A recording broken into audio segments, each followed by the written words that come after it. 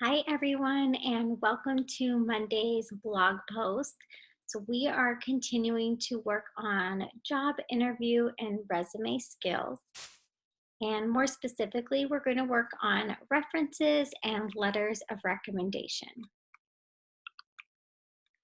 So, our objectives for today are to be able to understand the meaning of professional reference and letter of recommendation.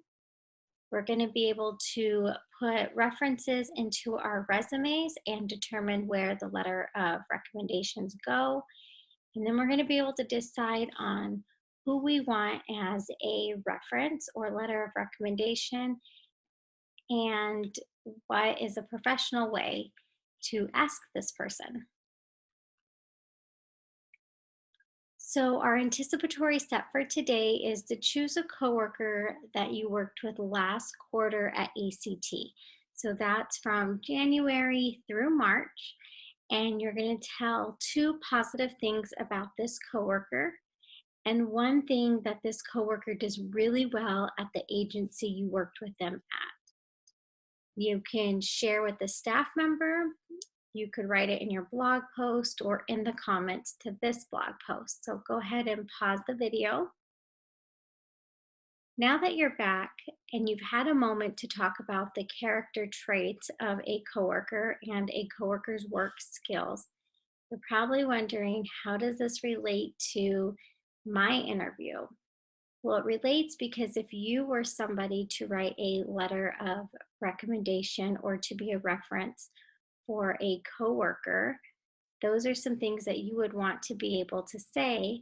And in return, if you were applying for a job, you would want a reference or letter of recommendation to talk about all the positive things that you're doing. So that leads us into our first vocabulary word for the day, professional reference.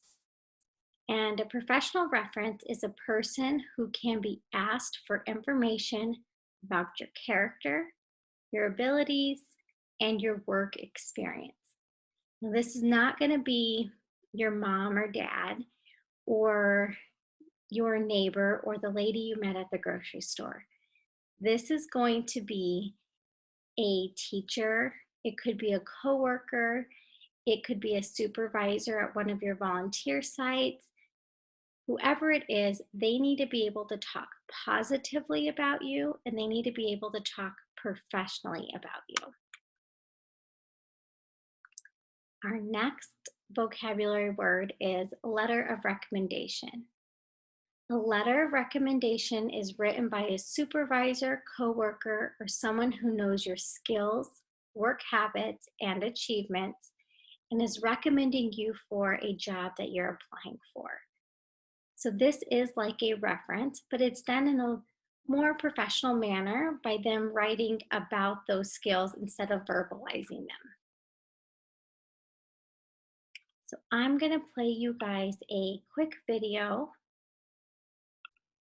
And in this video, it's going to talk about who should and should not be a job reference. In this week's job search tip, we're going to be going over who you should and shouldn't use as a job reference. That's coming up.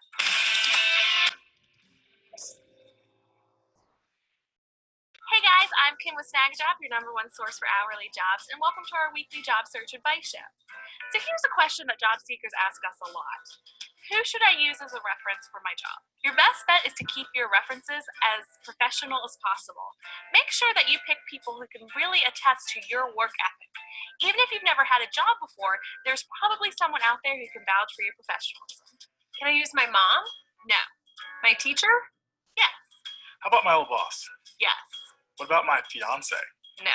My cousin's friend's boyfriend's daughter, who I met that one time? Definitely not. My neighbor? Have you done odd jobs for them? Yes, they hired me to cut their grass. Then yes. The family I babysit for? Yes. What about Justin Timberlake? No way. But I love him. Still no. The company I volunteer for. Yes. Can I use an old coworker? Sure. Basically, you want to keep it to people who can talk about your work ethic. By giving them a list of people who can give specific examples as to how professional you are, you can really set yourself up to look like a reliable employee. So when you do land that big interview, make sure you bring a copy of at least 3 references with you. Even if they don't ask for it, you should offer it up at the end of the interview, and it makes it look like you have people that can vouch for you. Just make sure you let your references know that you're going to use them before people start calling. This way they'll have a heads up and can start thinking about how awesome you are before the call actually happens. So thanks for joining us today. If you like this video, please let us know so we know to continue to make videos like this. And if you have any questions or comments about your job search, please ask us below and we'll make sure to get back to you. We may even make a video about it. And don't forget to subscribe to our YouTube channel by clicking that button right there, and you'll get a new job search video every week. And if you're ready to get your job search started, click the button down there and you'll get emails full of jobs in your area.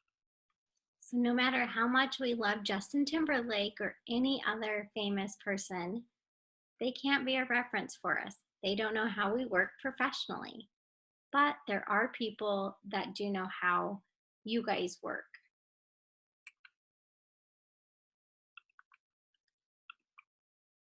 So just to recap, a professional reference, you're going to ask someone that knows your work skills, your character, and will talk positively and professionally about you. So example would be a teacher, a coworker, and a supervisor. So you guys go to different agencies 5 days a week. So you have an opportunity to work with different coworkers, supervisors, and staff every day. So you should have a list that you guys could gather from your work experience log, and that could help you determine who a professional reference would be for you. You need to make sure you know their first and last name and make sure it's the correct spelling. You want to know how they're related to you. So are they your supervisor? Are they your coworker? Or is it the lady down the street? Not professional. So you want to make sure if it is that coworker or if it is that supervisor, we know their job title and what they are to you. You need their contact information, so their phone number and or email address. It's probably best to have both of those available. So if they're not able to reach them by phone, they can send them a quick email and have them call them or ask the reference questions in an email. And it's best practice to have 3 references available. So when you're working on your resume, you're going to have a section at the bottom of your resume that says reference. You have 2 different options. The first option could be on your resume, you write all of your references out. So you're going to put references down, and you're going to make sure you have the name, job title, and then the contact information. So as you can see, there's 3 examples below. Option number 2, you could put references available upon request. So what that means is you still have your references ready. There's just probably no room on your resume for them, or you put them in your application and you submitted reference letters. And then you need to make sure you bring those letters of recommendations, or reference letters as they're called, to your job interview. So I made a step-by-step for you on how to insert your references into your resume. So I have it in this PowerPoint, and I have it as well on your guys' blog post, and then I can send it in an email to your case carriers and they can email them out to you. So now I'm going to share with you guys another video, and it's going to tell you how to ask for a letter of recommendation.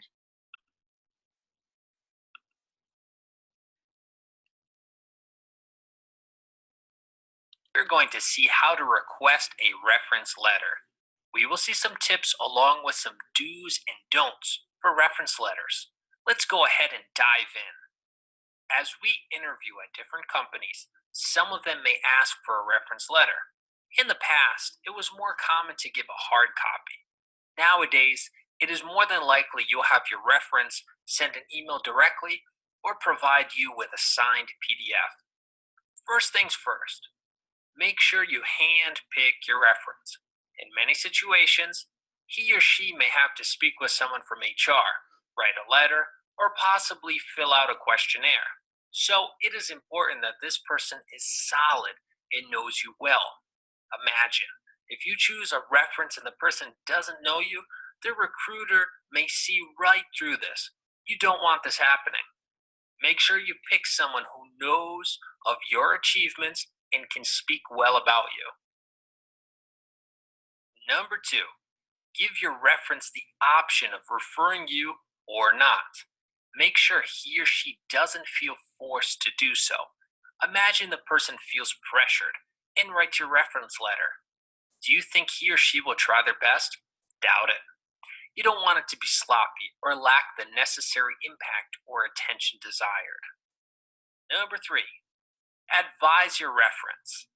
If you have used your reference for a particular position, make sure to let him or her know. Don't let him be caught off guard, and make sure you have his permission too. Number four, be courteous. Managers, co-workers, and other people at the company don't have to be your reference. But if you want them to, be courteous about it. You can explain why you think they would be a great reference, and maybe you can even identify some specific points to really convince them. Number five, we can use a reference in writing, by email, or verbally. If you do it verbally, make sure you follow up with your talk in an email. Now, don't let your reference just free write the letter. Give him some info. Tell him about the company, position, even the job description. Send him your updated background and an up-to-date CV. You may even go as far as writing why you think you are a great fit for the position. Your reference can then use that. Number six, some people may not agree with this one, but you could provide your reference with a suggested template of what to write along with bullet points. Let's face it, your reference may not have many hours or days to ponder the reference letter, and you can't afford to have a mediocre one. So do both of yourselves a favor. Create a template and add some bullet points. You could even go as far as writing it and then asking him to make adjustments as he sees fit. Now for our last step. Let's just take a look at a brief reference request. Dear, and then the reference name. I am in the process of looking for a new position as a product manager and am hoping that you could be one of my references. Having worked with you for 5 years at company X, I am certain that you can provide the recruiters with accurate information about my skill sets and experiences, thus increasing my chances of getting the job. I have attached my resume, a copy of the job description, and a short doc with bullet points of why I feel I am an excellent candidate for the position. Please let me know if you need any more information. Thank you once again for your consideration. Kind regards, name, phone number, and any other contact information. I hope that you've liked today's short tip and that you'll be able to put it into practice. Stay tuned for Tuesdays for more info. So as you guys just saw, asking for a letter of recommendation, it takes time. It's not something that you're going to do overnight, and it's not something that we can do and expect somebody to have a letter of recommendation to us within a day or two. So when you're asking for a letter of recommendation, you want to give at least 1 week before you need it and share information about what you are applying for. So again, you're going to share the company you're applying for, possibly the job description, and what are some of your work skills and maybe why you feel you're a good candidate for that position. You're going to attach your resume with the letter of recommendations. So those don't always get submitted when you apply for a job if there's not a place for it on the application, but you guys could attach them to your resume, and then you want to make sure you bring a copy of them to your interview so you can leave it with the committee on giving them information from these references before they give them a call. You want to make sure your references are from people that know you professionally. So when you're asking for these letters of recommendation, think of your references. Who are you going to ask that knows your character, your work skills, and your abilities? And just a reminder, it should not be from a family member or a neighbor unless you work for them. So for today's blog post, I have 6 different questions and then some activities for you guys to complete. So I want you to go through and answer the 6 questions. So here's the first 2. Who can be your reference? A, supervisor, B, teacher, or C, both A and B? How many references should you have? A, 3, B, none, or C, 10? Hiring managers call your references to ask about your A, favorite food, or B, character and job performance. I usually list my teacher, boss, and coworkers as my A, letter of recommendation, B, references. What should you do before you put someone down as a reference? A, nothing. B, contact them to ask permission. I need to ask personal reference for a blank to attach to my resume. That should actually be, I need to ask my professional reference for a letter of recommendation, or B, references to attach to my resume. Then when you're done answering these 6 questions, I want you to list 3 things someone could say about your character or your job skills. I know it's hard to sometimes talk about these things, but it's going to help you if you're doing an interview and someone asks, why should we hire you for this position? And then a follow activity, if you have time, I want you to think of 3 people that you would want to ask to be your professional reference and share these names with your case carrier. So you can do that in an email, you can talk to them when you're on the phone with them, or Zoom doing the lesson, but just let your case carrier know 3 people that you would want to ask to be your professional reference. So, and then this week, you guys are going to continue to work on your resume writing and interview skills. So tomorrow, Mark is going to be doing his lesson on personal information and availability. On Wednesday, you have Nikki teaching you transferable skills and skills. Thursday, you have Chanel. She's going to be working on education, work experience, and internships. And then Friday, Susie's going to do a review and showcasing a professional resume and reference request. So by that time, you guys should have enough information to make edits to your resumes and send them back to your case carriers or staff that are working with you guys so they can be edited and proofread and sent back to you. I hope you guys have had a great day and lesson this morning. Before we get off the Zoom, I want you guys to look at the blog post, and I posted a video of Priscilla answering the question, why should we hire you for this position? So I want you guys to listen to her answer, and then I want you to think of that question, and I want you to practice answering that question. So there's 2 ways you can show that you've practiced answering that question. One, you can do it with the staff member or your teacher that's calling and doing your lesson with you. Or the second one is you can do a recording and post it on the blog. So you're going to answer the question, why should we hire you for this position? Have a great day, and let me know if you guys have any questions. Bye.